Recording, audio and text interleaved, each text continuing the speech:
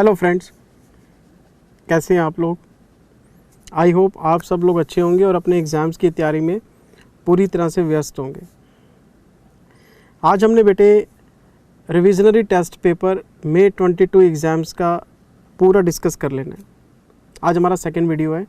मैंने आपको पार्ट 1 में क्वेश्चन नंबर 11 से लेके क्वेश्चन नंबर 20 तक डिस्कस करके दिए थे।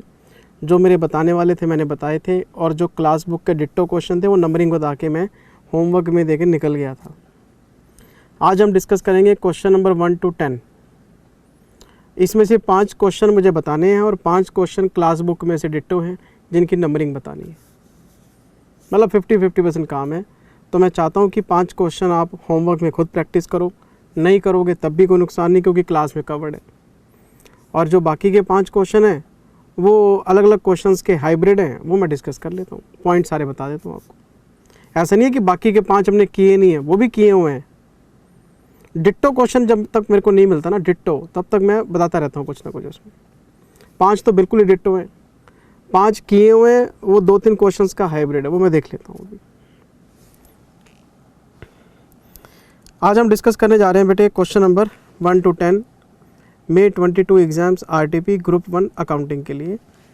तो हमारे पास सबसे पहले है फिनेंशियल स्टेटमेंट्स का चैप्टर, और इसको हमने क्लास में पढ़ा था कंपनी फाइनल अकाउंट्स के नाम से। कंपनी फाइनल अकाउंट्स में हमने काफ़ी कुछ पढ़ रखा है।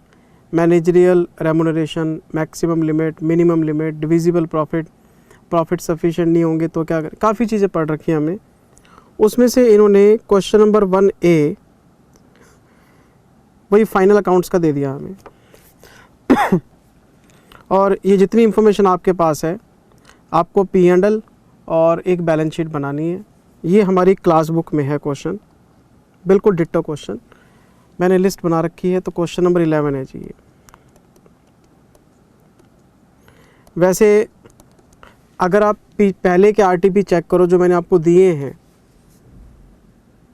अगर आप पहले के आरटीपी चेक करो तो क्वेश्चन नंबर 1A जो P&L बैलेंस शीट का क्वेश्चन था कभी रिपीट नहीं होता था, नया होता था, और मैंने तकरीबन हर आरटीपी में करवाया हुआ है। लेकिन इस बार आरटीपी में ये क्वेश्चन रिपीट हो रहा है, डिट्टो क्वेश्चन है sir. Question number 11 class book का है, आप देख लेना, प्रैक्टिस करना चाहो कर लेना, लेकिन क्लास में करवाया हुआ है। नहीं करोगे कोई नुकसान नहीं है। 1A के बाद है सर हमारे पास, इसके बाद है बेटे, इसके बाद है ये देखो, एक छोटा सा पार्ट दे रखा है इन्होंने, B part. Question number 1B part, current maturities of long term borrowings are disclosed separately under head of other current liabilities in the balance sheet of company. You are required to comment in line with schedule 3। Long term borrowings की current maturity इन्होंने other current liability में show की हुई है। आपको ये बताना है क्या ये सही है। तो सबसे पहली बात, करंट मैच्योरिटी होती क्या है। कंपनी ने बेटे मान लो 10 लाख के डिबेंचर इशू किए, या फिर कंपनी ने कोई 10 लाख रुपए का लोन लिया हुआ है, डिबेंचर इशू किए थे जिसकी लाइफ थी 10 ईयर्स। जब लाइफ 10 ईयर्स है तो 1 साल से ऊपर हो गया तो नॉन करंट लाइबिलिटी बन गया। लेकिन आप मुझे एक बात बताओ, जब ये 1-1 साल करके पीरियड निकलेगा, 1-1 साल करके पीरियड निकलेगा, तो आफ्टर 9 ईयर्स जब आप 9th बैलेंस शीट बना रहे होंगे, तो वहाँ पे खड़े होकर आप सोचेंगे कि ये 10 लाख रुपए आपको अगले साल चुकाने हैं, क्योंकि इसका रिडम्पशन 10वें साल में होना है।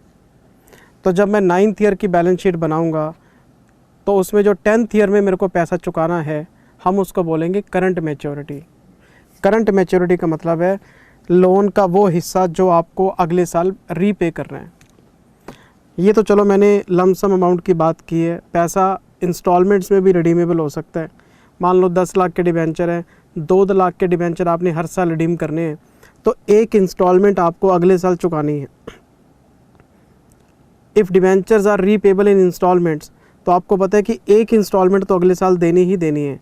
तो जो इंस्टॉलमेंट आपको अगले साल चुकानी है वो आपकी करंट मैच्योरिटी है। तो जो पैसा आपकी करंट मैच्योरिटी का है वो आपको करंट लायबिलिटीज़ में शो करना पड़ेगा, और जो पैसा 1 साल के बाद देना है वो नॉन करंट में पड़ा रहेगा। अब मुद्दा ये है कि करंट लायबिलिटीज़ में कौन सी हेडिंग में शॉर्ट टर्म बोरिंग्स भी हैं, वहाँ पे ट्रेड पेबल्स भी हैं, शॉर्ट टर्म प्रोविजंस भी हैं, अदर करंट लायबिलिटीज़ भी हैं। तो करंट लायबिलिटीज़ में कहाँ, तो इन्होंने अदर करंट लायबिलिटी में शो किया हुआ है, विच इज़ रॉन्ग, क्योंकि ये शॉर्ट टर्म बोरिंग बन जाएगा आपका। है तो लोन ही, लोन का पैसा तो लोन है, चुकाना आपने अगले साल है, तो ये शॉर्ट टर्म बोरिंग है। पहले आप इसको लॉन्ग टर्म बोरिंग मानते आए हो, अब ये शॉर्ट टर्म बोरिंग है आपकी, तो इसको आपको अदर करंट लायबिलिटीज़ में नहीं, शॉर्ट टर्म बोरिंग्स में दिखाना चाहिए था। तो ये करेक्शन करने की ज़रूरत है। तो पेपर में क्या लिख के आओगे, as per the provisions of schedule 3 current maturities of long term borrowings should be disclosed under the heading of short term borrowings instead of showing under other current liabilities, so the treatment of company is incorrect. बस हो गया answer. इतना सा point है।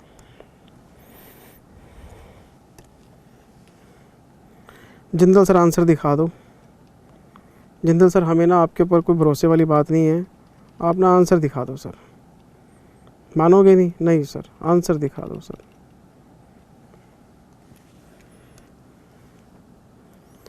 Current maturities of long term borrowings shown under short term borrowings. लो जी, not under, भाई loan तो लोन ही रहेगा।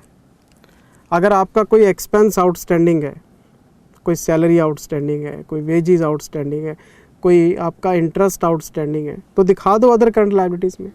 लोन आउटस्टैंडिंग थोड़ा ना आता है, लोन तो लोन ही रहेगा, लॉन्ग टर्म का शॉर्ट टर्म बन गया वो। इसके बाद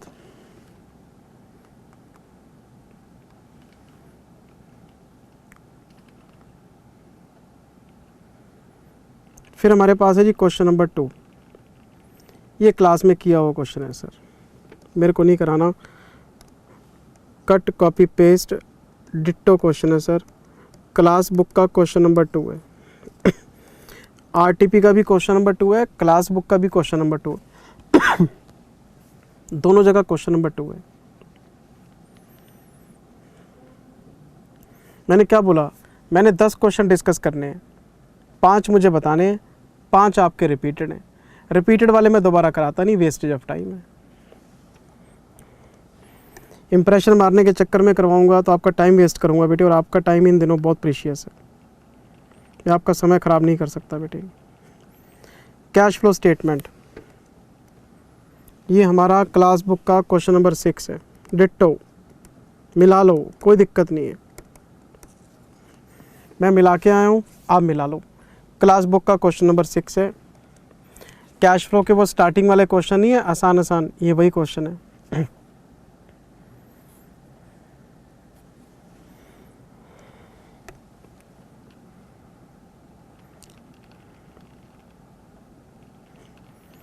मैं आ गया जी क्वेश्चन नंबर 4 पे। Pre incorporation profits. Jindal sir ये हमारी क्लास बुक का कौन सा क्वेश्चन है?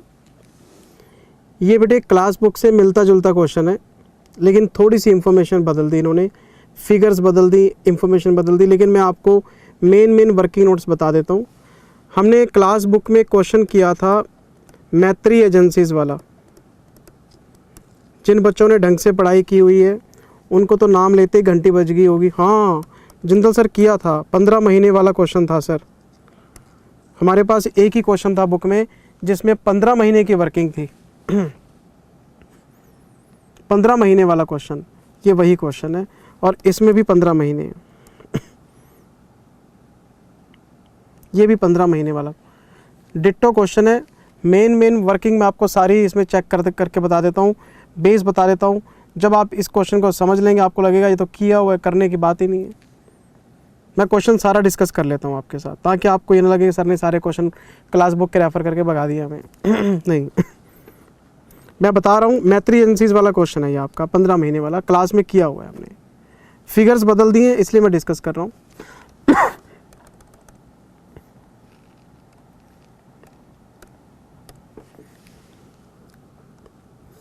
The partners of Shamsher converted their partnership firm into a private limited company named Smriti Limited with effect from 1st Jan 20। आपको पता है हम 3 डेट्स हमेशा नोट करते हैं, बिजनेस टेकन ओवर, इनकॉर्पोरेशन और बैलेंस शीट। तो बिजनेस टेक ओवर हुआ है 1/1/20 को, which was incorporated on 1st June 20। Company बनी है 1 जून 2020 को, 5 मंथ्स, ये बनता है प्री। आगे क्वेश्चन कहता है जी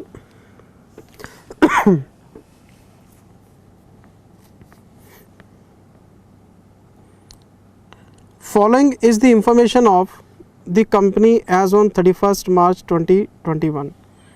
बैलेंस शीट डेट हमारे पास है 31 मार्च 21। तो जून, जुलाई, अगस्त, सितंबर, अक्टूबर, नवंबर, दिसंबर, जनवरी, फरवरी, मार्च, ये 10 मंथ्स बनते हैं, ये बनते हैं पोस्ट। इसका मतलब टाइम रेशो है 5:10, 1:2। टाइम रेशो तो निकाल ली सर हमने, क्वेश्चन में गिवन थी। अब एक बार क्वेश्चन आगे रीड करते। The purchase consideration amounting to rupees 11,40,000 was payable later on an interest of 12% per annum। Purchase consideration का जो ब्याज है 12% है और 11,40,000 आपका पीसी है। तो आपको सबको पता है कि पीसी का जो इंटरेस्ट है वो ड्यू हो जाता है from the date of business taken over. तो ब्याज का मीटर 1 जनवरी से चालू हो गया। अब हमने देखना ये है कि पेमेंट कब हुई। परचेज कंसिडरेशन की पेमेंट तक ब्याज निकालेंगे और उसे प्री पोस्ट में स्प्लिट ऑफ कर लेंगे। तो पेमेंट डेट को ढूंढना पड़ेगा आपको कि पीसी की पेमेंट हुई कितनी, पीसी की पेमेंट हुई कब। 11,40 है वो तो पता हमें, 12% ब्याज है वो भी पता हमें तो पीसी की पेमेंट डेट पता करनी है। तो पीसी की जो पेमेंट डेट है उसके लिए हमें आगे बढ़ना पड़ेगा। To make the payment of PC and to meet working capital requirements, a loan of rupees 17,10,000, 10% per annum was availed on 1st June 20। Company को करनी थी पीसी की पेमेंट और एक वर्किंग कैपिटल साइकिल के लिए चाहिए था पैसा। तो ये जो कंपनी है इसने क्या किया, 1 जून 2020 को, 1 जून 2020 कौन सी डेट है, अरे कंपनी बनते ही लोन ले लिया। कंपनी ने अपने इनकॉर्पोरेट होते ही लोन ले लिया। इसका मतलब पीसी की पेमेंट तो कंपनी बनते ही गई। इसका मतलब 11,40,000 का जो पीसी है इसका 12% ब्याज है। ब्याज सिर्फ 5 महीने का ही निकलेगा। अच्छा 12% पर एनम, 5 महीने का ब्याज, 57,000 रुपये का ब्याज प्री में चला जाएगा। 5 मंथ्स का ब्याज है। लेकिन 17,10,000 रुपये ये लोन किसने लिया है, कंपनी ने। और कंपनी ने इसके ऊपर ब्याज कितना दिया है, 10%। कितने महीने के लिए कंपनी ने दिया होगा, 10 महीने के लिए। तो 17,10,000 इंटू 10%, 1,42,500 ये पोस्ट में चला जाएगा। कंपनी के लोन का ब्याज कंपनी ही पे करेगी, इसलिए पोस्ट में जाएगा। तो पीसी का ब्याज प्री में और कंपनी के लोन का ब्याज। वो जो मैत्री एजेंसीज़ वाला क्वेश्चन था उसमें हमने क्लास में 1,17,00,000 का हमने पीसी लिया था, उस पर 351 का ब्याज निकाल के प्री में डाल दिया था और बाकी सारा ब्याज पोस्ट में। वही तो नोट है, उसमें भी बनाया था, इसमें भी फिगर्स बदल दिए। अच्छा एक बात बताओ, 1,42,500 और 57, 1,42,500 और 57, इसका टोटल कितना बनता है, 1,99,500। देखना ब्याज इतना ही है क्या, अरे हाँ 1,99,500 टैली हो गया। तो एक वर्किंग नोट तो ये बनेगा। वर्किंग नोट आप बना लेना। वर्किंग नोट कैसे प्रेजेंट करना है क्लास में डिस्कस किया हुआ है सब कुछ। मैं क्वेश्चन डिस्कस कर रहा हूँ, आपको सारे कैलकुलेशन वेरीफाई करा रहा हूँ। क्लास पे कॉपी बनाने की ज़रूरत नहीं है, बेटे आरटीपी के क्वेश्चंस पे कॉपी बनाने की ज़रूरत नहीं है, बात समझ में आ गई, जय श्री राम बोल के आगे बढ़ो। आरटीपी है बेटे, हम तो क्वेश्चन डिस्कस कर रहे हैं, कॉन्सेप्ट थोड़ा डिस्कस कर रहे हैं। मैंने टैली करा दिया पॉइंट आपको, आगे चलते हैं।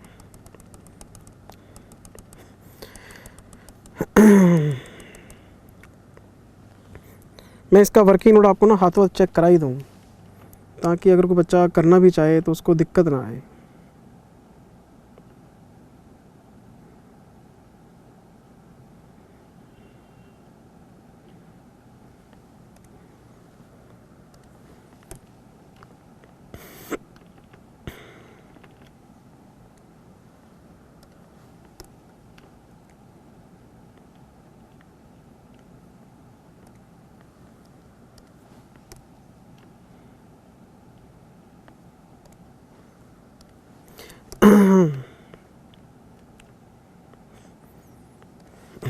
ये देखो बेटे, ये इन्होंने इंटरेस्ट की कंप्यूटेशन की है। 57,000 का ब्याज, 11,40 का 5 महीने का, और 17,10 का 10 महीने का, 1,42,500। ये वर्किंग नोट बना हुआ है। मैंने अभी आपको यही टैली कराया था। मैं तो वर्डिंग के हिसाब से सॉल्व करता हूँ। मैं अगर क्वेश्चन बना रहा होता मैं इसको वर्किंग नोट 1 बनाता। हम तो line by line, item by item पढ़ते हैं। मेरा पहला वर्किंग नोट बनता कैलकुलेशन ऑफ टाइम रेशो 5:10। मेरा दूसरा वर्किंग नोट बनता कैलकुलेशन ऑफ इंटरेस्ट, क्योंकि मैं क्वेश्चन जैसे जैसे पढ़ता जाता हूँ वैसे वैसे नोट्स बनाता जाता हूँ, है ना। अच्छा जी, आगे चलते हैं। ब्याज वाली कहानी निपट गई। उसके बाद the company obtained a building on lease at a monthly rent of 19,000 on 1 July 20। Business taken over कब था? 1/1। कंपनी कब बनी थी? 1/6। बैलेंस शीट कब की है? 31 मार्च की। पहले मुझे बताओ, ये बिल्डिंग किसने ली है? सर ये बिल्डिंग ली है कंपनी ने। तो कंपनी किस पीरियड में डील करती है? पोस्ट में। इसका मतलब इस बिल्डिंग का किराया कौन कौन देगा? कंपनी देगी। इसका मतलब किराया सीधा कहाँ जाएगा? पोस्ट में जाएगा। आमतौर पे किराया कहाँ जाता है? टाइम रेशो में। पर जब क्वेश्चन कह रहा है कि भैया ये बिल्डिंग कंपनी ने ली है, तो ये किराया भी तो फिर आपका पोस्ट में जाएगा। 19,000 रुपये पर मंथ बताया जा रहा है, लेकिन डेट पढ़ने में मार मत खा जाना। डेट आपकी जुलाई से है, तो जुलाई, अगस्त, सितंबर, अक्टूबर, नवंबर, दिसंबर, जनवरी, फरवरी, मार्च। तो अगर मैं रेंट का वर्किंग नोट बनाता हूँ, एक प्री का कॉलम बनेगा, एक पोस्ट का कॉलम बनेगा। तो मैं बोलूँगा रेंट ऑन कंपनी बिल्डिंग, तो 19,000 रुपये लूँगा। 19,000 रुपये लूँगा, 9 से गुना करूँगा। गलती से भी 10 से गुना मत कर जाना। जून से कंपनी ने किराए पे बिल्डिंग नहीं ली, जुलाई से ली है, तो 9 महीने का ब्याज आएगा, लेकिन जाएगा पोस्ट में। ये बनता है 1,71,000 रुपये का। मैंने वर्किंग नोट पढ़ा। बताओ जी रेंट कितना है मेरे पास? 1 2 3 4 5, 1 2, रेंट है 2,56,500। अब मुझे एक बात बताओ, 2,56,500 का रेंट है, 1,71,000 का रेंट आपका कंपनी का है, वो लेस कर लो, बाकी रेंट आपका नॉर्मल आ जाएगा। बाकी रेंट आ गया है 85,500। इसको टाइम रेशो में बांट दो। टाइम रेशो क्या थी? 1:2। तो 28,500 यहाँ आ जाएंगे, 57,000 यहाँ चले जाएंगे, इसका टोटल लगा देंगे। जो रेंट कंपनी दे रही है वो कंपनी के कॉलम में डाल दो, बाकी रेंट नॉर्मल है उसको टाइम रेशो में बांट दो। और जो मैत्री एजेंसीज वाला क्वेश्चन था उसमें भी एडिशनल स्पेस की बात हुई थी, सेम पॉइंट है।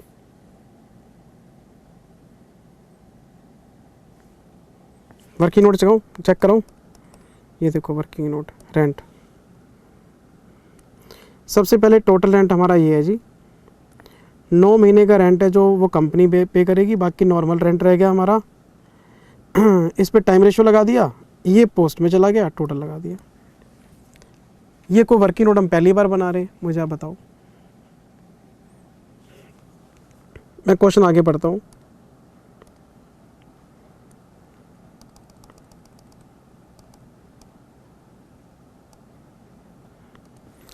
फिर इसके बाद क्वेश्चन हमें कहता है जी सेल्स के बारे में, जून से लेके दिसंबर के बीच में एवरेज सेल का 2.5 गुना है। पहले मुझे एक कॉलम बनाने दो प्री, एक कॉलम बनाने दो पोस्ट। जनवरी, फरवरी, मार्च, अप्रैल, मई, ये 5 महीने प्री में हैं। जून, जुलाई, अगस्त, सितंबर, अक्टूबर, नवंबर, दिसंबर, जन, फेब, मार्च। मैंने क्या बोला था, मैं तो जहाँ भी वेट्स देने की बात आ जाती है महीना लिख लेता हूँ, सामने वेट लिख देता हूँ। कुछ बच्चे हंसते हैं देख के, अरे सर ना क्या बच्चों की तरह महीने का नाम लिख रहे हैं और एक एक महीने को वेट दे रहे हैं। मैं कहता हूँ जितना मर्जी हंस लो, कैलकुलेशन मिस्टेक कभी नहीं होगी। अगर आप एडवांस आंसर मारोगे तो एग्जामिनर हंसेगा फिर हमारे ऊपर। तो मैं हमेशा यही करता हूँ, महीने का नाम लिख लेता हूँ, सामने वेट डाल देता हूँ। तो क्वेश्चन कह रहा है जी जून से लेके बिटवीन जून एंड दिसंबर 2.5 है।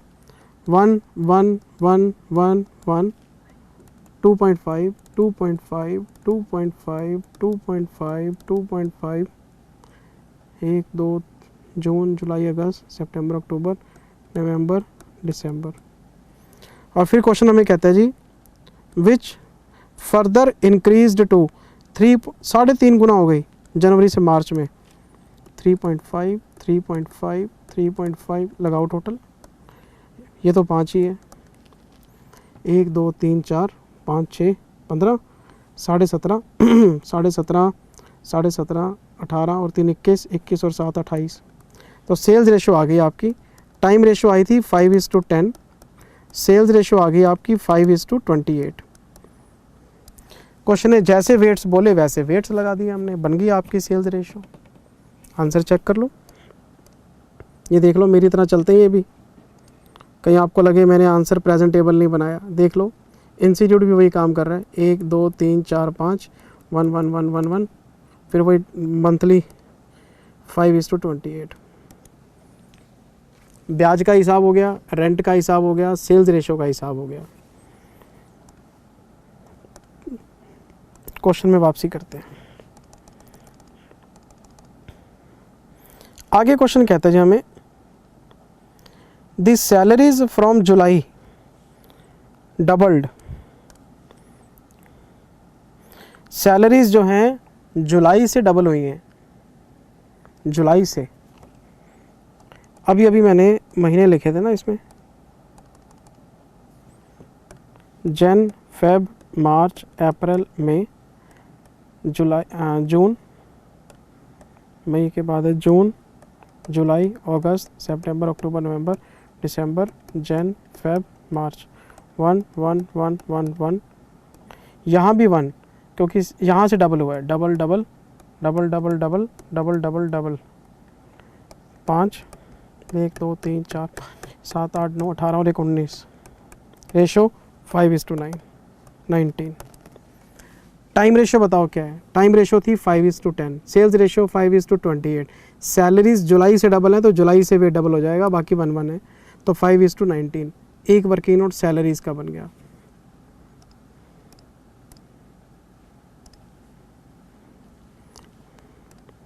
ये सैलरीज का वर्किंग नोट है। 1 1 1 1 1 1 1 फिर 2 2 2 5:19। ये देख लो आप। हमने तकरीबन सारा क्वेश्चन पढ़ लिया। हमने तकरीबन बेटे सारा क्वेश्चन पढ़ लिया। इसके बाद क्वेश्चन में कुछ है नहीं, बस आपको उसके बाद आंसर बनाना है। तो सेल माइनस COGS, इसका डिफरेंस क्या आएगा GP, और GP पे कौन सी ratio, sales ratio 5:28। Discount 5:28। Director remuneration post में जाएगा क्योंकि कंपनी का खर्चा है 5:19। रेंट, रेंट अभी वर्किंग नोट बनाया था हमने, ठीक है जी। इंटरेस्ट, इंटरेस्ट आपको अच्छी तरह से पता है, वर्किंग नोट बनाया था हमने। वो 1140 वाला प्री में था और ये वाला पोस्ट में था। Depreciation time ratio, office expense time ratio, ये सेल्स रेशो और ये पोस्ट में। आंसर आप बना लेना। जय श्री राम। क्वेश्चन हो गया। सारा क्वेश्चन डिस्कस कर दिया, सारे वर्किंग नोट डिस्कस कर दिया आपको मैंने। अगर कोई बच्चा ये बोले जी क्वेश्चन नया था, अपनी समझ से बाहर है, सर मैत्री एजेंसीज़ वाला हमारी क्लास का क्वेश्चन था, कट कॉपी पेस्ट बस मैंने करा दिया ताकि आपको ये ना लगे कि सर ने ये वेट्स नहीं समझाए, ये वेट्स नहीं समझाए, सब किया हुआ है। जो मैत्री एजेंसीज़ वाला क्वेश्चन था उसमें रेंट का पॉइंट भी था, सेल्स का पॉइंट भी था, सैलरीज़ का पॉइंट भी था, 15 महीने का पॉइंट भी था, इंटरेस्ट ऑन पीसी भी था, सब कुछ था उसमें। अच्छा जी बेटे, मैं आपको लेके आ रहा हूँ अब क्वेश्चन नंबर 5 में। 4 हो गया। लो जी, अकाउंटिंग फॉर बोनस इशू, ये तो हमारा सिंपल सेक्शन 63 का क्वेश्चन है।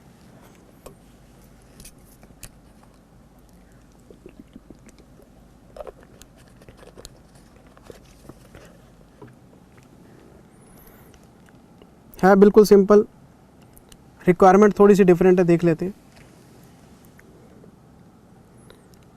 कोई मोबाइल कंपनी है जी, इनके पास ऑथराइज शेयर कैपिटल है 1 लाख रुपए की और 10 रुपये का एक शेयर है। तो ऑथराइज कैपिटल तो 10 लाख होगी, 1 लाख शेयर 10 रुपये। ऑथराइज से क्या लेना है? अगर बोनस इशू के बाद ऑथराइज्ड कैपिटल से ज़्यादा इशू बनेगा तो जितनी ज़रूरत पड़ेगी हम उतना ऑथराइज बढ़ा लेंगे। अभी हमें ऑथराइज को नहीं पढ़ना चाहिए, आगे चलते हैं। The company has already issued 60% of its capital for cash. अगर मुझसे कोई पूछे कि जी 1 लाख शेयर की ऑथराइज्ड कैपिटल है, इसका 60% आपका इशूड है, तो मैं यही बोलूँगा कि 60,000 जो शेयर्स हैं वो इशूड है। जो 60,000 शेयर्स हैं वो इशूड है। 1 लाख शेयर मैक्सिमम अलाउड है, 60,000 हम इशू कर चुके हैं, कोई प्रॉब्लम तो नहीं है? नहीं sir. Now the company wishes to issue bonus shares in the ratio of 1:5 to existing share holder. अगर 60,000 शेयर हम इशू करके बैठे हैं तो और उसका 1/5 हम लगाना चाहते हैं रेशो, तो 12,000 शेयर बोनस में चले जाएंगे, 10 रुपये का एक, तो बोनस इश्यू की अमाउंट बनती है 1/20। ये तो कोई खास बात हुई नहीं। एग्जिस्टिंग शेयर होल्डर तो 60,000 ही है ना आपके पास, उसका 1:5 12,000 शेयर का इश्यू निकालना है। और हमारे पास जो है लिस्ट दे रखी है इन्होंने रिजर्व एंड सरप्लस की। अच्छा, क्या कहते हैं? इनके पास जीआर है, इनके पास रीवैल्यूएशन रिजर्व तो भूल जाओ, ये तो नॉन कैश होता है, इसका तो यूज़ हो ही नहीं सकता। ठीक है जी। फिर हमारे पास प्रीमियम है, फिर हमारे पास कैप CRR है। देखो बच्चे, जब मैंने आपको क्लास में ये चैप्टर करवाया था तो मैंने रिजर्व्स को यूज़ करने के बारे में आपको सलाह दी थी। डंडा तो मैं चला नहीं सकता, आप बच्चे बड़े हो गए, यंग हैं, मैं तो एज अ प्रोफेशनल आपको सलाह दे सकता हूँ। मानना या ना मानना आप बच्चों की मर्ज़ी है। मैंने क्या सलाह दी थी कि जो आपके रिस्ट्रिक्टेड रिजर्व्स होते हैं उनको पहले यूज़ करना चाहिए, फ्री रिजर्व्स को तो हम कभी भी यूज़ कर लेंगे, उनको बाद में यूज़ करना चाहिए। तो CRR का लाइफ टाइम में एक ही यूज़ है, बोनस इशू कर रहे हो, अभी भी CRR यूज़ नहीं किया तो लाइफ टाइम कभी यूज़ नहीं कर पाओगे आप। तो आपको पहले CRR यूज़ करना चाहिए, फिर आपको प्रीमियम यूज़ करना चाहिए, फिर आपको GR यूज़ करना चाहिए, फिर आपको P&L यूज़। सारी बात बताई हुई है आपको। बताओ, मैं कोई नया पॉइंट बता रहा हूँ? और बच्चों ने मुझे मैसेज किया, जिंदल सर लॉ में तो ऐसी कोई सलाह है नहीं, आप अपनी मर्ज़ी से बताते रहते हो। तो मैंने क्या बोला, रिजर्व्स की सीक्वेंस को बदला जा सकता है लेकिन होना ये चाहिए। तो रिस्ट्रिक्टेड रिजर्व को पहले यूज़ करने में आपका फ़ायदा है। तो मैं अपने असूलों पे चलूँगा। मैं सबसे पहले CRR को यूज़ करूँगा 80,000 और फिर मैं प्रीमियम को यूज़ करूँगा 60 में से मेरी रिक्वायरमेंट है 40, 20,000 बैलेंस शीट में आ जाएगा। कैसे? मुझे 1/20 चाहिए, सिर्फ 1/20 में से 80,000 का तो मैं CRR यूज़ करूँगा, 40,000 बचेंगे, 40,000 का प्रीमियम यूज़ करूँगा, 20,000 बैलेंस शीट में पड़े रहेंगे। और जो मेरी कैपिटल है, शेयर कैपिटल, वो 6 लाख रुपए से 1,20,000 बढ़ के 7/20 हो जाएगी। और ये अभी भी ऑथराइज्ड कैपिटल के दायरे में आ रही है तो ऑथराइज्ड बढ़ने की ज़रूरत नहीं है। ये तो हो गया क्वेश्चन की अंडरस्टैंडिंग। क्वेश्चन मांग क्या रहा है वो तो पढ़ लो। हमारा आंसर अपने हिसाब से थोड़ा ना चलेगा, हमारा आंसर तो रिक्वायरमेंट के हिसाब से होता है। क्वेश्चन की रिक्वायरमेंट क्या है मुझे पढ़ने दो ज़रा। पहली requirement, what is the number of bonus shares to be issued? 12,000। अभी तो बताया 60,000 1/5। अच्छा, can company issue bonus out of general reserve only? No, मैं तो नो लिखूंगा। Company should utilise restricted reserves first before utilizing free reserves. So company should use CRR first, then premium, then general reserve. देख लो आप, मेरी जो सलाह थी उसके ऊपर इंस्टीट्यूट ने क्वेश्चन बना दिया। और आप बच्चे मुझे व्हाट्सएप के ऊपर क्या पूछ रहे थे, सर ये कहाँ लिखा हुआ है, कहाँ लिखा हुआ है, कहाँ लिखा हुआ है, कहाँ लिखा हुआ है? देख लो RTP में लिखा हुआ है, RTP में लिखा हुआ है, RTP में। आंसर दिखाऊँ? ये देखो, आंसर देखोगे मान जाओगे मेरी बात कि हाँ सर आपने तो ठीक पढ़ाया था। हाँ सर आपके जो बाल सफ़ेद हुए हैं वो सही हुए हैं। मैं कहता रहता हूँ, बच्चे मेरी बात ही नहीं सुनते। Sir study mat, study mat, study mat. अब आपको क्या बताऊँ स्टडी मैट के डिस्क्लेमर में क्या लिखा हुआ है? कभी स्टडी मटेरियल का डिस्क्लेमर पढ़ा आपने? फर्स्ट पेज की बैक साइड पे कभी स्टडी मैट पे डिस्क्लेमर पढ़ना, आंखें खुल जाएंगी।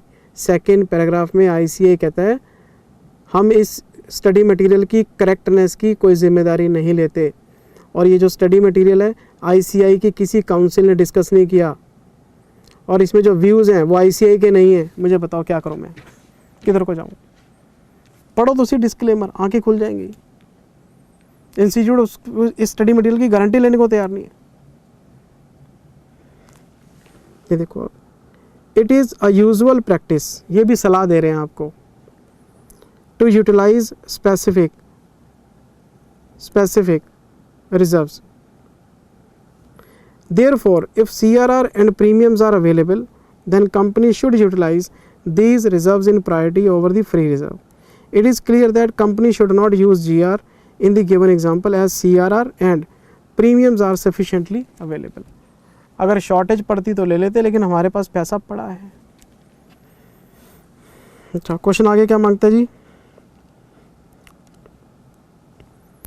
Give journal entries and also the extracts of the balance sheet after bonus. ये बताओ, ये कोई काम है?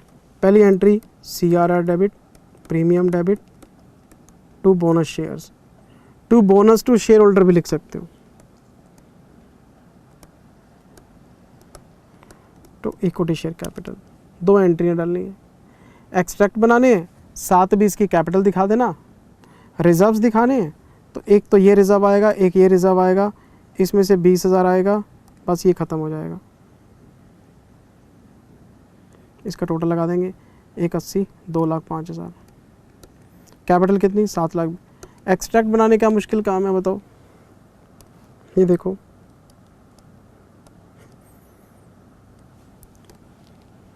$7,20,000, 2,05,000 कैपिटल दिखानी है। पहले ऑथराइज दिखा दी, फिर इशूड। ये 3 रिजर्व्स हैं आपके पास। क्वेश्चन ख़त्म हो गया। कुछ और है तो नहीं क्या? फिर इसके बाद एक D पॉइंट में रिक्वायरमेंट और भी है। Is it possible for the company to issue partly paid up bonus shares? No, bonus shares हमेशा फुली पेड अप इशू किए जा सकते, partly paid up bonus share issue नहीं किए जा सकते। ये बोनस शेयर पे इन्होंने क्वेश्चन बनाया है। फिर हम आ गए जी क्वेश्चन नंबर 6 पे। राइट शेयर का क्वेश्चन है जी, 6th क्वेश्चन का A पार्ट। और आपसे एक्स राइट वैल्यू मांगेगा, क्लास में डिस्कस किया हुआ है। कंपनी ने क्या किया? कंपनी ने 120 रुपये का राइट इशू निकाला है। 100 रुपये की फेस वैल्यू है, 20% प्रीमियम मांग रहे हैं। 120 रुपये का एक शेयर राइट इशू में निकाला है इन्होंने। राइट इशू देते किसको हैं? एग्जिस्टिंग शेयर होल्डर को देते हैं जी। रेशो क्या है? 1/4। अगर किसी के पास 4 शेयर हैं उसको 1 शेयर का राइट मिलेगा। और सारे बच्चों को पता है कि राइट इशू सस्ते प्राइसों पे होता है, और जो मार्केट प्राइस चल रहा है वो 140 का है। क्वेश्चन आपको कहता है जी एक तो एक्स राइट वैल्यू निकालो, एक वैल्यू ऑफ राइट निकालो।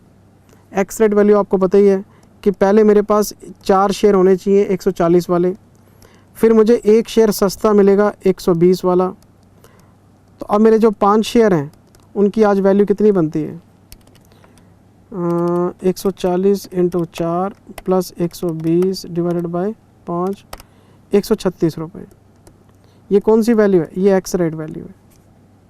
वैल्यू ऑफ राइट 140 माइनस 136, 4 रुपये की वैल्यू ऑफ राइट। पहले 140 रुपये का शेयर था, अब 136 रुपये का शेयर। हो गया जी, क्वेश्चन खत्म। क्या क्लास में हमने किया नहीं? बिल्कुल किया जी, बोनस शेयर के चैप्टर के साथ कराया था आपको। एक कंपनी के पास 1 लाख शेयर है जी, 10 रुपये का एक है, और ये कैपिटल ये ऑलरेडी इशू करके बैठे हैं, कुछ नया नहीं है, इशू हो चुकी कैपिटल। ठीक है, आगे मार्केट वैल्यू चल रही है 45 रुपये की, और जो राइट इशू निकाला है वो 1:5 का है। अगर मेरे पास 1 लाख शेयर है और 1:5 का राइट इशू है तो 20,000 न्यू इशू हो गया। मार्केट प्राइस क्या है? 45 का, लेकिन इशू प्राइस क्या है? 25 का। तो 10 रुपये की फेस वैल्यू, 15 का प्रीमियम। ठीक है जी। क्या मांग रहे हैं? कहते हैं एंट्री पास करो। ना तो एक्स राइट वैल्यू मांग रहे हैं, ना वैल्यू ऑफ राइट मांग रहे हैं, कहते हैं एंट्री पास करो। Entry bank account debit, 20,000 share हैं जी, 25 रुपये के हिसाब से इशू हो रहे हैं। कैपिटल 2 लाख रुपए की है, प्रीमियम 3 लाख रुपए का है। ये 10 रुपये के हिसाब से, ये 15 रुपये के हिसाब से। ये बेटे क्वेश्चन थोड़ा नया है, ये कोई क्वेश्चन है बताओ? और ये जो 45 रुपये की मार्केट वैल्यू है, इसका कोई यूज़ नहीं है। अगर कोई एक्स राइट वैल्यू निकालनी होती, वैल्यू ऑफ राइट निकालना होता तो यूज़ हो जाता, इसका कोई यूज़ नहीं है। सीधी सी बात है, 1 लाख शेयर हैं, 1/5 राइट इशू हो रहा है, 25 रुपये ले रहे हो, 10 की फेस वैल्यू, बाकी प्रीमियम है। अगर मैं आपको इसका आंसर चेक कराऊं, क्वेश्चन नंबर 6 का, देखो आप क्वेश्चन नंबर 6 का आंसर।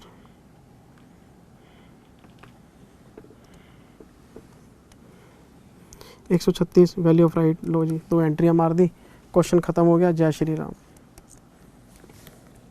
क्वेश्चन ख़त्म, पैसा हजम। अच्छा जी, फिर हम चलते चलते आगे क्वेश्चन नंबर 7 पे। 7वां क्वेश्चन किस चीज़ पे है? ये है जी रिडम्पशन ऑफ प्रेफरेंस शेयर्स पे। मैं क्वेश्चन सारा एक्सप्लेन कर देता हूँ आपको। एंट्रीज वेंट्रीज आप डाल लेना, होमवर्क में दे दूंगा, लेकिन क्वेश्चन मैं समझा देता हूँ आपको। मैंने जब रिडम्पशन ऑफ प्रेफरेंस शेयर का चैप्टर कराया था तो पार्टली पेड अप शेयर्स के बारे में बताया था कि अगर प्रेफरेंस शेयर्स आपके पार्टली पेड अप हैं तो उनका रिडम्पशन नहीं हो सकता। प्रेफरेंस शेयर्स को पहले फुली पेड अप बनाना ही पड़ेगा आपको। Partly paid up preference shares को रिडीम नहीं किया जा सकता, तो पहले आपको फाइनल कॉल करनी चाहिए, पैसा मंगवाना चाहिए, सारे शेयर को फुली पेड अप करना चाहिए, फिर उनकी रिडम्पशन करनी चाहिए। और इसका लॉजिक भी बताया था कि जब कंपनी फाइनल कॉल करती है तो ऐसा हो सकता है कि कुछ लोग पैसा ना दें, फिर हम उनको नोटिस निकालेंगे जिनके कॉल्स इन एरियर होंगे, और अगर वो नोटिस का जवाब भी नहीं देते हम उनको फॉरफिट कर लेंगे। रिडीम करने की क्या ज़रूरत है? अगर आप बिना फाइनल कॉल मंगवाए सबको पैसे वापस कर दोगे तो डिफ़ॉल्टर को भी पैसा वापस चला जाएगा। इसलिए कंपनी टेस्ट करती है हमेशा। पहले कंपनी क्या करती है? फाइनल कॉल करती है, सारे शेयर होल्डर को बोलती है तुम अपनी सॉल्वेंसी प्रूव करो। अगर तुम अपना सारा पैसा दे दोगे, हमारी तसल्ली हो जाएगी कि कोई डिफ़ॉल्टर नहीं है, किसी के शेयर फॉरफिट नहीं हो सकते, तो हम सबको पैसे वापस कर देंगे। लेकिन अगर किसी के कॉल्स इन एरियर हैं उसको पैसा वापस नहीं मिलेगा। मैंने पूरी कहानी सुनाई थी आपको, और वही पॉइंट इस क्वेश्चन में है और क्लास में किया हुआ है हमने। ये देखो आप, ऑन 1 अप्रैल 21, बैलेंस शीट कब की है? 31 मार्च की। बैलेंस शीट डेट के अगले दिन की बात है ये। क्या कह रहा है question? The board of directors decided to redeem the preference shares. अच्छा, excluding 200 shares on which there are calls in arrear. मुझे बैलेंस शीट में जाने दो, मुझे बैलेंस शीट में जाने दो। मेरे पास 5,000 शेयर्स हैं 5 लाख रुपए के, इसमें से कॉल्स इन एरियर हैं 4,000 रुपये की, मेरी पेड अप कैपिटल है 496 की, फाइनल कॉल 20 रुपये की पेंडिंग है 200 शेयर पे। इसका मतलब ये हुआ कि मेरे पास 5,000 शेयर्स हैं, मैं इनमें से 200 शेयर रोक लेता हूँ, 4800 शेयर्स को मैं रिडीम कर सकता हूँ, can be redeemed. 4800 share redeem हो सकते हैं, 200 शेयर्स को रोकना पड़ेगा आपको। तो बैलेंस शीट में क्या होगा, बैलेंस शीट में लिखेंगे हम 200 शेयर्स ऑफ 10 ईच, 100 ईच, 20,000 रुपये। कॉल्स इन एरियर कितने की हैं, 4,000 रुपये, 16,000 रुपये ये बैलेंस शीट में पड़े रहेंगे। ये कैपिटल कितनी है, 496, 16,000 छोड़ दो, 480 यहाँ से निकाल लो और उसे रिडीम कर दो। और ये 480 आपको पता है 4800 शेयर्स का है 100 रुपये के हिसाब से। सीधी सीधी बात, मैं 4,80,000 की कैपिटल रिडीम कर दूंगा और बाकी के 16,000 रुपये जो कि कॉल्स इन एरियर से रिलेटेड हैं वो पड़े रहेंगे। मुझे 4,000 रुपये की कॉल्स इन एरियर मिल जाएंगी तो मैं 20,000 इनको भी वापस कर दूंगा। 16 दे चुके हैं, 4 और दे दो, 20 हो गए हैं, ले लो अपने 20 पूरे। और अगर ये 4,000 नहीं देते, मैं इनको नोटिस वोटिस निकाल के शेयर फॉरफिट कर लूँगा, पैसे देने की ज़रूरत नहीं। डिफ़ॉल्टर को थोड़ा ना पेमेंट वापस करते हैं, और हर शेयर होल्डर की जिम्मेदारी है कि वो फेस वैल्यू तक अपनी लायबिलिटी को पूरा करे। तो इस क्वेश्चन में आपको 4800 शेयर का रिडम्पशन करना है, बस। आपका दिमाग और किसी चीज़ पे रहना ही नहीं चाहिए। 4800 शेयर्स इंटू 100, 480, बस इतनी सी बात है। आगे क्वेश्चन क्या कहते हैं, एट 10% प्रीमियम। अच्छा जी, 4,80,000 की कैपिटल, 48,000 का प्रीमियम, तो 480 प्लस 48, 5,28,000 रुपये मुझे चाहिए रिडम्पशन के लिए। या तो CRR बनेगा या न्यू इशू होगा। ये प्रीमियम है, इसको राइट ऑफ करेंगे।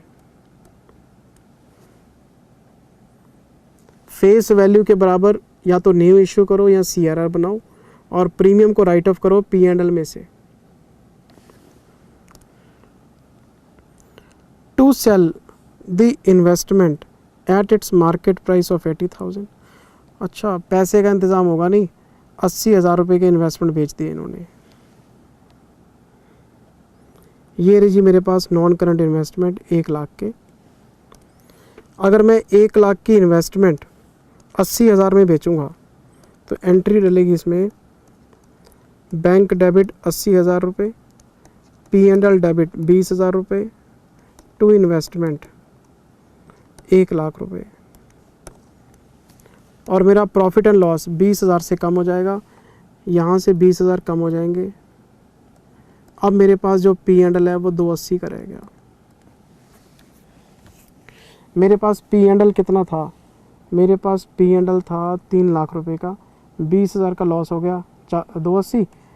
एक आपको पता है 48,000 का प्रीमियम भी राइट ऑफ करना पड़ेगा P&L में से। ग्रुप 1 में रिडम्पशन ऑफ प्रेफरेंस शेयर में स्टडी मैट में अजम्पशन ली हुई है कि कंपनी P&L में से ही राइट ऑफ करेगी।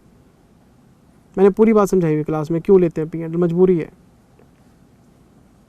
तो अगर मैं देखूं कि मेरे पास P&L 48 का, यहाँ से प्रीमियम राइट ऑफ हो जाएगा, ठीक है जी। अब बताओ कितने रह गए, मेरे पास जो P&L बचा 280 में से 232 का रह गया, 20,000 का लॉस उड़ गया, 48 का प्रीमियम उड़ा देंगे, 232 है मेरे पास, मैं CRR बना सकता हूँ।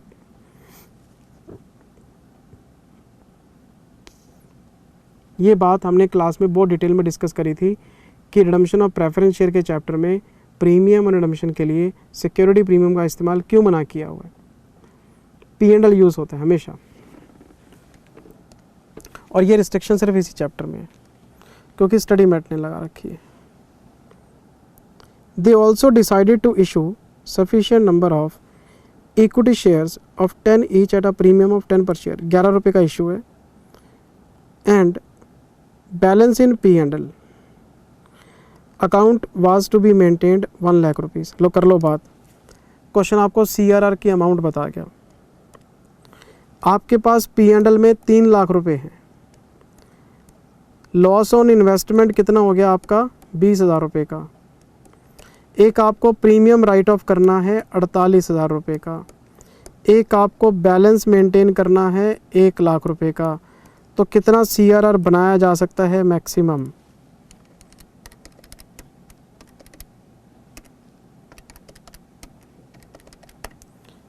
एक 1,32,000 रुपये का CRR मैक्सिमम बनाया जा सकता है। जिंदल सर, क्या सिक्योरिटी प्रीमियम का इस्तेमाल CRR बनाने के लिए नहीं कर सकते? अब भूल जाते हो सारी बातें। सेक्शन 55 में क्या पढ़ाया था? फ्री रिजर्व में से बनाना है CRR and security premium is not free reserve for the purpose of section 55। उल्टी सीधी बातें, गंदी गंदी बातें मत सोचा करो। सिक्योरिटी प्रीमियम का इस्तेमाल अलाउड नहीं है इस चैप्टर में। तो अगर आपको 480 का इंतज़ाम करना है तो 132 का बनेगा CRR, बाकी का न्यू इशू 3,48,000 रुपये का न्यू इशू करना पड़ेगा। 10 रुपये की फेस वैल्यू, 34,800 शेयर आपको इशू करने पड़ेंगे। करो इशू।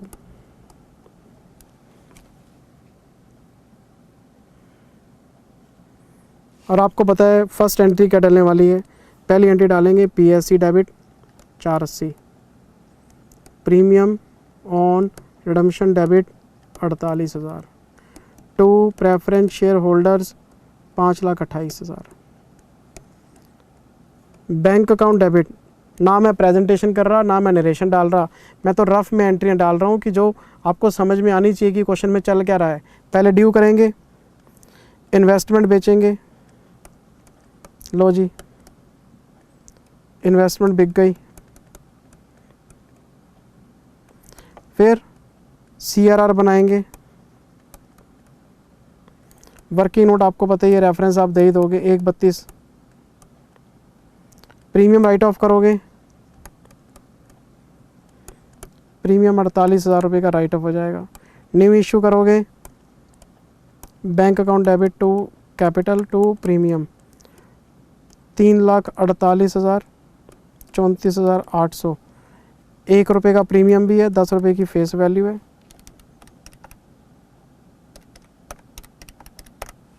तीन 82,800 पेमेंट कर दो। 5,28,000 की पेमेंट कर दो। अगर आपको कैश अकाउंट बनाना हो तो मेरे पास कैश कितना पड़ा है? मेरे पास कैश पड़ा है 180 का, 180 का कैश था, 80,000 रुपये इन्वेस्टमेंट से आ गया, 3,82,800 इशू से आ गया और 5,28,000 मैंने दे दिया।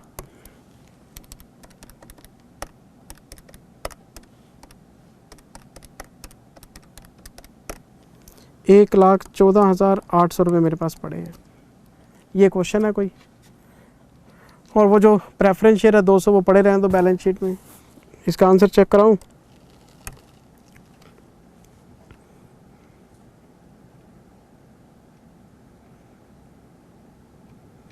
लो जी पहली एंट्री इन्वेस्टमेंट, दूसरी एंट्री पैसा ड्यू हो गया, तीसरी एंट्री इशू हो गया। ये एंट्री नेट ऑफ कर सकते हो आप, ये तो बेवकूफ़ है। एप्लीकेशन अलॉटमेंट की एंट्री डाल रखी है, डायरेक्ट एंट्री मार सकते हो। CRR बन गया 132 का, प्रीमियम राइट ऑफ हो गया और उसके बाद पेमेंट हो गई। लो जी पेमेंट हो गई। ये हमारे वर्किंग नोट्स, बैलेंस शीट तो आप बना ही लोगे। ये हमारे वर्किंग नोट्स हैं। ये देखो मेरे पास 3 लाख का P&L पड़ा था, 20,000, 1,48,000, फिर 480, 132, फिर 10 रुपये से डिवाइड करके शेयर निकाल लिए। ये कैश बैलेंस हो गया। ये वर्किंग नोट्स है। ऐसा कोई पॉइंट है ही नहीं जो हमने क्लास में ना कर रखा हो। जिस बच्चे ने तो की है पढ़ाई, उसको तो मेरी बात आएगी समझ में कि मैं कहाँ क्या बोल रहा हूँ, क्या वर्किंग नोट बना रहा हूँ, क्या एंट्री डाल रहा हूँ। जिस बच्चे ने पढ़ा ही नहीं, वो पहले भी एक्सपेरिमेंट कर रहा था, आज भी एक्सपेरिमेंट कर रहा है, मैं उसको पढ़ा ही नहीं रहा, मैं उसके साथ खेल ही नहीं रहा। मैं तो उस बच्चे के साथ खेल रहा हूँ जो बच्चा पढ़ के बैठा सारी चीज़ें।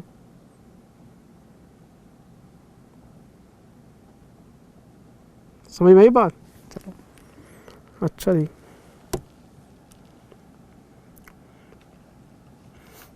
सातवां क्वेश्चन हो गया डिबेंचर्स। ये तो क्लास क्वेश्चन है जी, क्लास बुक का, ये तो डिटो क्वेश्चन ही दे दिया इन्होंने। क्लास बुक का कौन सा क्वेश्चन है ये? क्वेश्चन नंबर 2, क्लास बुक का क्वेश्चन नंबर 2 है ये। डिबेंचर्स के बाद ये इन्वेस्टमेंट अकाउंट, ये भी क्लास बुक का डिटो क्वेश्चन है।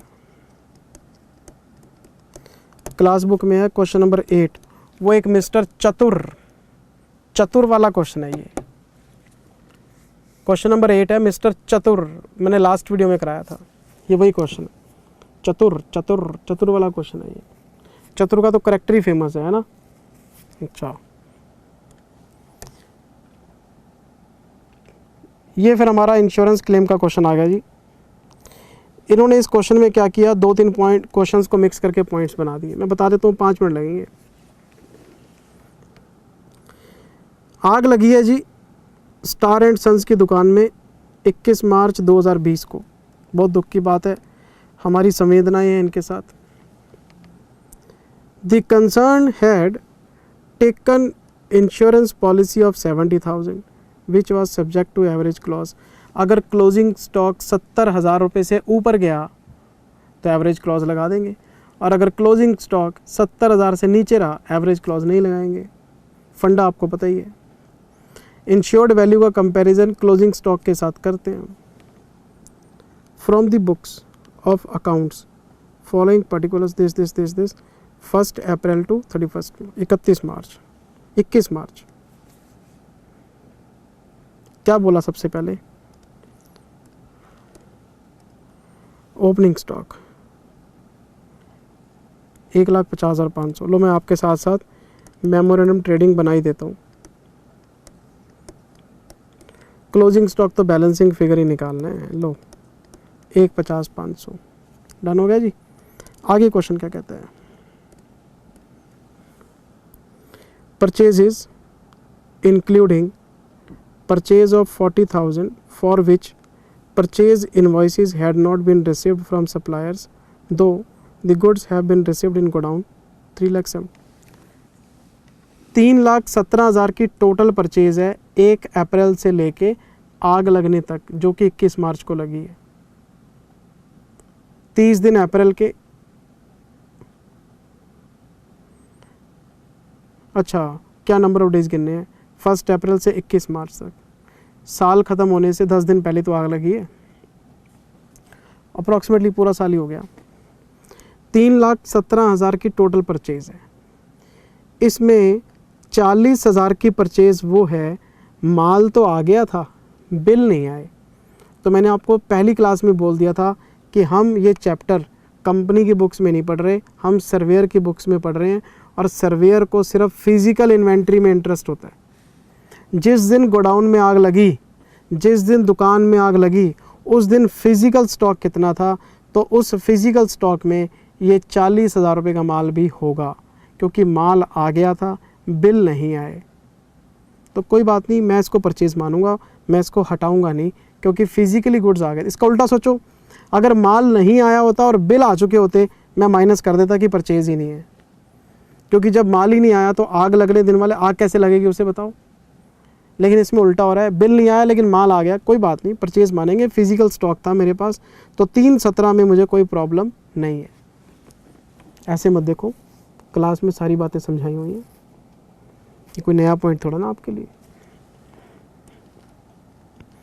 लेकिन क्वेश्चन मुझे आगे कहता है, सर मेरी एक परचेज़ रिटर्न है 15,000 की, अच्छा, और एक ना सर हमने सैंपल बांटे हैं एडवर्टाइजिंग के, सैंपल बांटे हैं कितने के?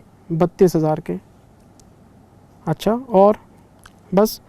तो इसका मतलब ये हुआ कि 3,17,000 रुपये की मेरी परचेज़ ज़रूर है, 15,000 के तो मेरे रिटर्न्स हो गए, 32,000 की मेरी प्रमोशन हो गई, ये परचेज़ में नहीं आते, ये परचेज़ में नहीं आते, तो मेरी जो परचेज़ है वो 270 ही मानूंगा मैं। तो मेरी परचेज़ 2,70,000 रुपये की है।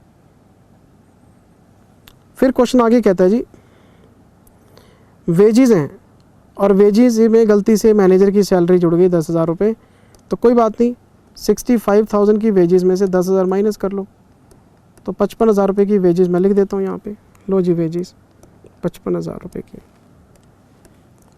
55,000 की वेजेस हो गई हैं। और क्या रह गया क्वेश्चन में? बाकी तो क्वेश्चन में कुछ है नहीं। एक सेल दे रखी है आपको और एक्सक्लूडिंग है, एक्सक्लूडिंग है तो बाहर है, इंक्लूडिंग होती तो सोचना पड़ता, ये तो बाहर है। क्या एक्सक्लूडिंग है? Goods sold on approval basis having sales value 35,000, तो अप्रूवल बेसिस पे 35,000 का माल कस्टमर को दिया है और वो सेल में इंक्लूड नहीं है, वो एक्सक्लूड है, तो सही है। सेल गलत थोड़ा ना है। अप्रूवल बेसिस पे होता क्या है, जब तक अप्रूवल नहीं आती तब तक सेल नहीं मानते, तो इन्होंने सेल में इंक्लूड किया ही नहीं, तो सही किया, सेल 455 की है। लेकिन प्रॉब्लम ये हुई approval has been received for the goods, सारे माल की अप्रूवल आ गई है। अगर सारे माल की अप्रूवल आ गई तो सेल बढ़ा लेनी चाहिए आपको, तो सेल 490 की हो गई आपकी। अगर अप्रूवल नहीं आती तो मैं सेल नहीं मानता, अप्रूवल आ गई है तो सेल हो गई है 490 की। और जीपी रेशो कितना है आपका? 20% है। लो जी जीपी आ गया 98,000 रुपये का। क्यों? मैं 20% जो है इसी पे लगाऊंगा, इसका मैं लगाऊंगा टोटल। क्लोजिंग स्टॉक आ गया, बैलेंसिंग फिगर 150,500, 270, 55,000 और 98,000 माइनस 4,90,000, 83,500। क्लोजिंग स्टॉक आ गया जी 83,500। इंश्योर्ड वैल्यू कितनी है? 70,000। एवरेज क्लॉज लगेगा because closing stock is higher than insured value, तो मेरा क्लोजिंग स्टॉक है 83,500 का। इसमें से सालवेज माइनस करेंगे 12,000 का, ये रहा जी 12,000 का सालवेज है। डैमेज गुड्स आ गए 71,500 के।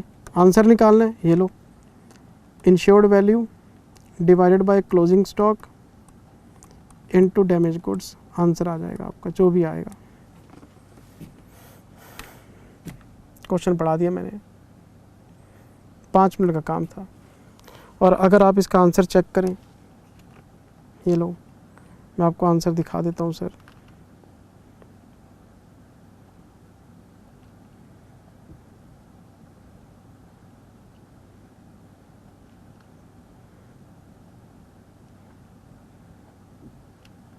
ये रहा जी इसका आंसर,